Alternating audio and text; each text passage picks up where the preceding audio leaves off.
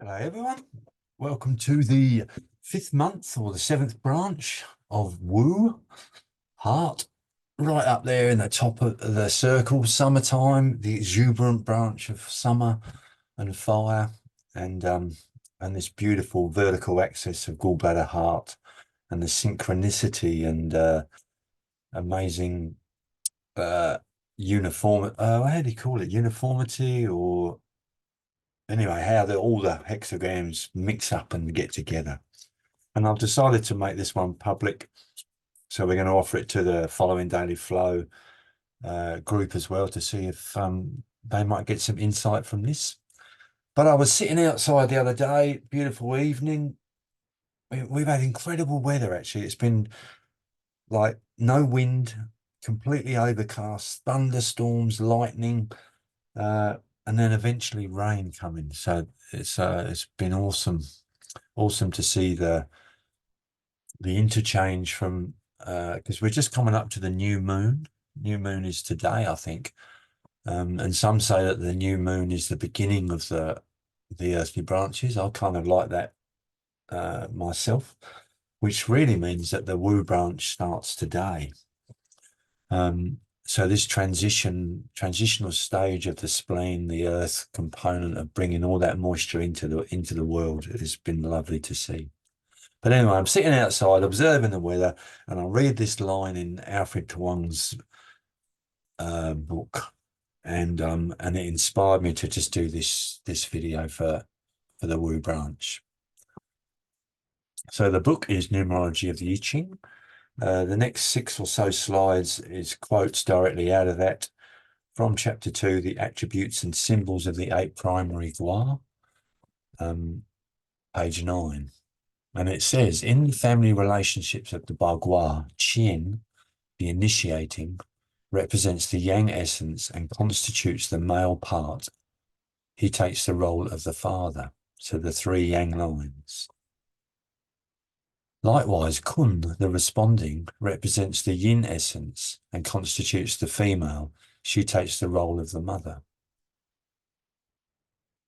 And this was the line that really sort of woke me up a bit. Sometimes you read over things in books and you think, oh, yeah, I know that, but you don't really penetrate it. And this felt like some level of penetration occurred. But when the mother seeks a union with the father for the first time, she receives a son, the arousing thunder. Its first line is yang. He is the eldest son. So in this bottom line down the bottom here, or maybe we go through the next one and then we can go through a bit more explanation. So the next one is when the father seeks a union with the mother for the first time, he receives a daughter, the penetrating wind. Its first line is yin. She is the eldest daughter. So this seeking union goes on 6 times, 3 from the mother, 3 from the father. And Alfred states that when the mother seeks union, the first time she gets the eldest son, second time the middle son, third time the youngest son. And so after the mother's sought a union and they got the eldest son, the father thinks, oh, that was all right. So he seeks union with the mother too. And then comes the eldest daughter, wind. So we get eldest son, eldest daughter, middle son, middle daughter, youngest son and youngest daughter. And each corresponds to one of the 6 trigrams to the right of this slide.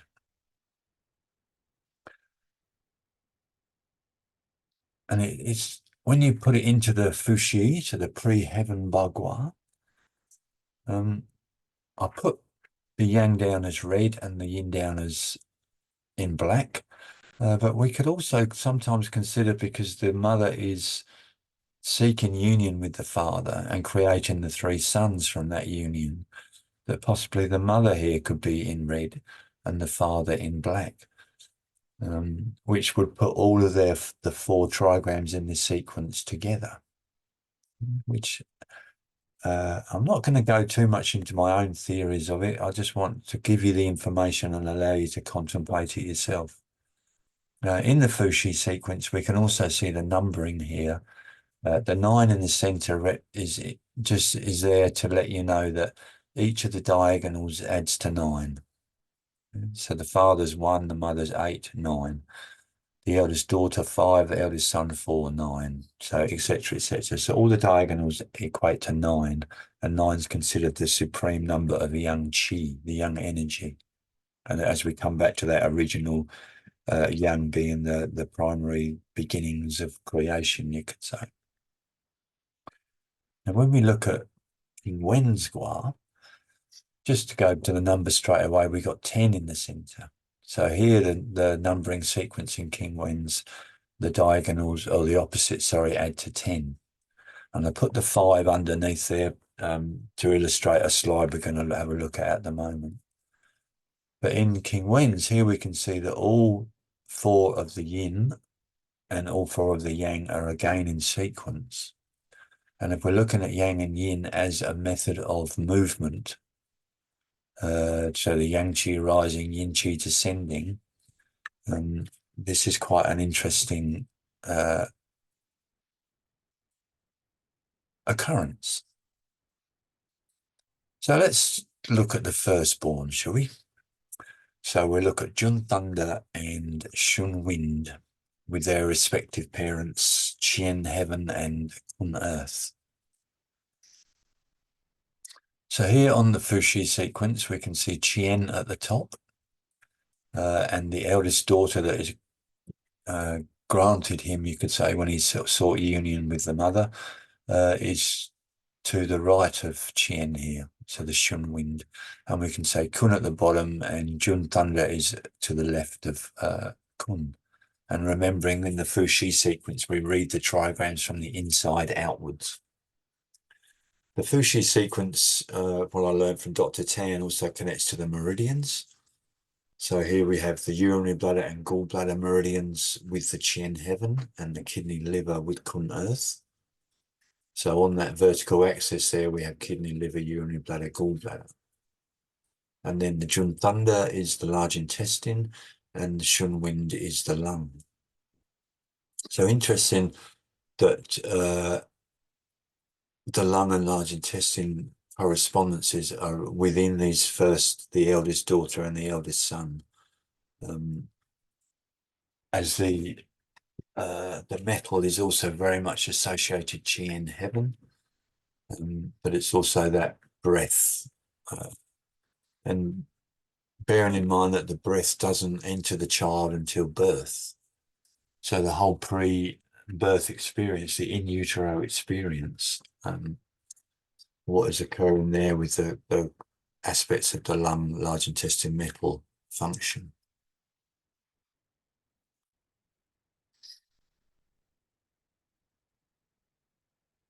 Now I've got here the Lo Shu square. Just I'll put that in here. Maybe we should just skip forward a couple of. So here's the Lo Shu, so that the beginnings of the Baguas come from the He-Tu and the Lo Shu diagrams, which is attributed to Fu Xi discovering this on the back of a turtle. Well, there's lots of stories and legends, whether he's a fictional character or he actually lived is debatable, although Alfred Huang thinks with modern evidence it becomes quite clear that Fu Xi was actually a living person. But he discovered these dots on the back of a turtle, and from that the Lo Shu and the He-Tu diagrams are created. And I should have actually drawn you up that, but you'll see it when you look at the Lo Shu diagram. You'll see it's a series of dots, white dots for yang, black dots for yin, and there's basically one dot at the bottom which indicates the water, 9 dots at the top, 3 to the left, 7 to the right, etc., etc. But what's interesting in the Lo Shu square is every line adds to 15. So when that little 5 that I added in the center of the previous diagram, oops, this one, that indicates in the Lo Shu square that when you put 5 in the center, the 10s again become 15. So we have to also consider the numerology of what's actually going on within this starting up, you could say, of the creation of the 6 children. Let's just come back to this one. So in the King Wen sequence, we can see that the eldest son and the eldest daughter are on the left-hand side. Let's just see. So we got this, I don't think that's going to show actually. So we got this left-hand side here, Jun Thunder, Shun Wind, and then we've got Kun Earth over here in the, well, it depends what hemisphere you're in. If you're in the northern hemisphere, that's in the southwest.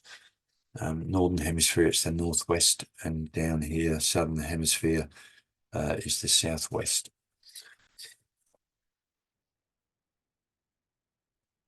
When we look at the meridians, just go back there one again. So here we've got kidney, liver, the urinary bladder, gallbladder. Here we've got pericardium, Sanjiao, and the lung. And then when we look at the Lo Shu square, we can see that Kun Earth related, if we talk about northern hemisphere just for now, related in the southwest, contains the meridians pericardium, Sanjiao. Heavens in the northwest, with the lungs, gallbladder over here, and liver over here. So this is why we've got these meridian correspondences here.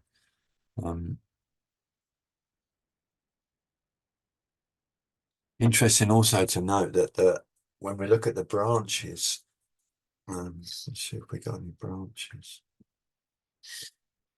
Yeah, when we look at the branches, the Jun Thunder represents the 4th earthly branch of Mao, which is the large intestine meridian, but it's also the liver organ system. So there's this correspondence occurring here as well with the large intestine in the Fu Xi sequence for the Jun Thunder trigram, and liver connection through the King Wen's diagram.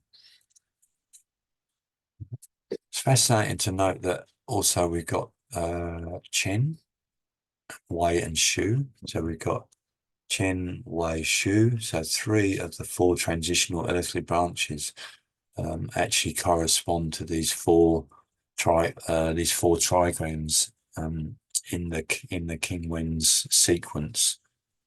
Put up here trigram associations are a perspective. There are other ways of matching trigrams to branches.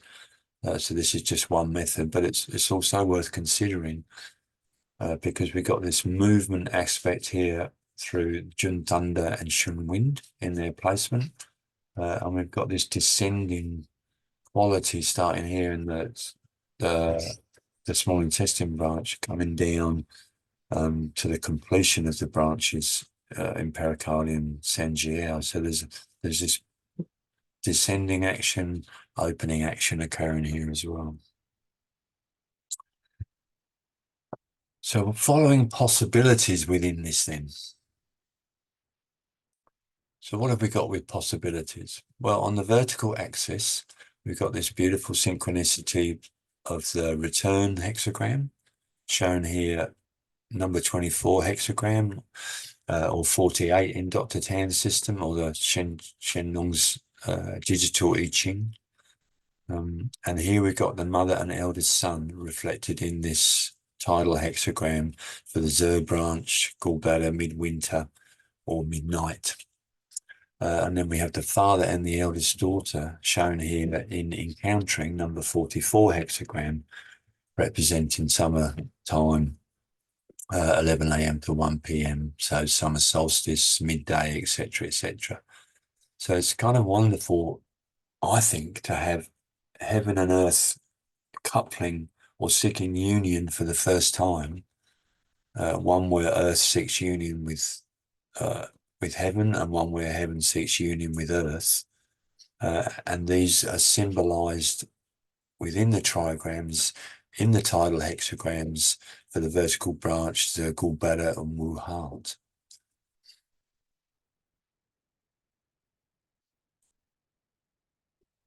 For people in the 12 earthly branches study group, I'd like to refer you back to the Qian branch. So if you go to part 3 of the Qian branch, slides 38 and 39, and you can review the information here in relation to how the prenatal energies of Qian heaven and Kun earth abdicate, you could say, or give their responsibility over to the postnatal Qi in King Wen's, which is the fire and the water trigrams. And this is represented through the 13th hexagram of seeking harmony and the 7th hexagram. Oh, is that right? Let me just correct that. Let me just check that. Alfred's not here. Hang on a sec. 13. 13, yes, is seeking harmony. And number 7, multitude. He's got multitude in here. If we flipped it up the other way with water over earth, it would be union. Okay. Alfred Huang, we also said that after reviewing all of the inner trigrams, what's called the mutual hexagrams or the core hexagrams, which is, again, there's a chapter on it within the numerology of the I Ching.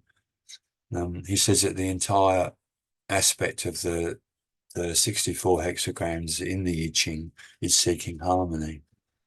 So this is representative of the entire function of the I Ching, or the humanity's role within heaven and earth, you could say. And of course, heaven and earth's role together. And then also review the slides, part 3 of this branch, slides 26 to 35, where we look at Zhen Qinang, discussion on the 2 fires and how this central line of Qian heaven penetrates Kun earth and creates Kan water.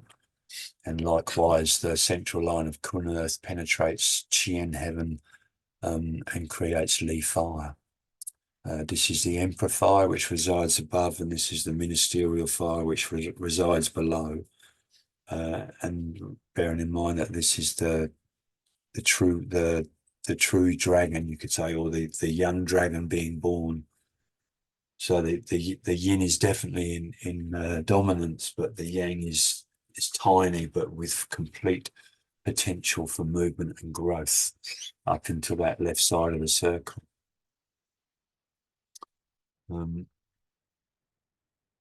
Yeah, so have a review of those slides. I think you might find it really interesting. So this is us, with all of our heaps of study and potential. And if you're doing the following, if you're following the daily flow, then this bottom line in the trigram, in the hexagrams of turning back or return in winter or encountering in summer, then at the beginning of that month, we are at the bottom line. So if you can remember, we're spending 5 days using 5 different I Ching sources to check out the movement of that line within the season, within the month that it's presenting itself. So despite the fact there's heaps and heaps of study to go into if you want to, essentially when you're looking at a simple way of introducing yourselves to the I Ching, jump on following daily flow, because all you got to do is read 1 line per day and let that percolate and let the insights roll, you could say. So that's just a simple way to get into it. If you're interested in going deeper, then we have the 12 Earthly Branches study group. You can access that from or you can access this landing page from the link at the top. There is a free download there for 81 essential charts, which you're very welcome to. Or if you don't want to go too deep into study, you can just join the Following Daily Flow Facebook group. Either search Following Daily Flow or click on the link below. And that is the end of this little our first introduction to the Wu branch. Much to discuss in the live, and I look forward to seeing you all then. Okay, guys, thanks a lot.